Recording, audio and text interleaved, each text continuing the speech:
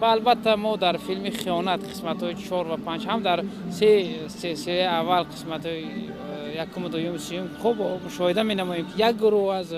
ارتجاع خواهان، یک گروه از دشمنان، یک گروه از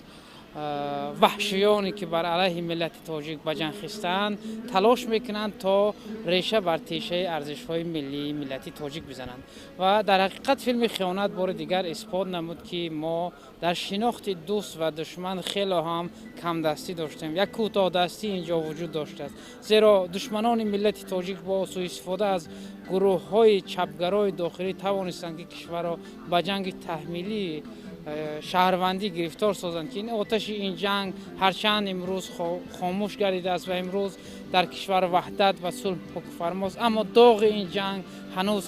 در دلهای جامعه است، هنوز هم از دلها نرفته است و این بار دیگر به ما هشدار میدهد که ما هوشیار باشیم، جوانان باشد زیرکی سیاسی خود را از دست ندهند تا توانند که همین ارزش ها، همین اصالتی که امروز هست حفظ کرده توانند و همچون میراث به نسل بعدی بدهند. اون حادثه های گروگانی که ما دیدیم، اون گروگانگیری ها، اون وحشانیتی که به سر مردم بیگناه آوردن از آن تشکیلات تروریستی اکستریمیستی حزب نهضت اسلام بار دیگر بر آن اثبات میکند که این طایفه، این گروه ها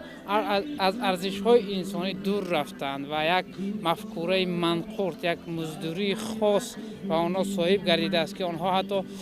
ارزش های دینی، ارزش هایی که برای جامعه خیلی خیلی بهای بلند دارد اونم زیر پا گذاشتند و سوء استفاده از آن کردند که این بسیار خیانت می باشد و امیدوارم که ملت تاجیک هرگز این خیانت را نمی بخشد و من شخصا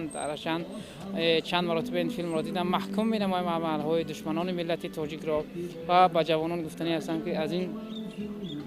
حادثه ها پند بگیرند تا زیرکی سیاسی خودشان را بازگردانند، حفظ نمایند، تلاش کنند تا فریفته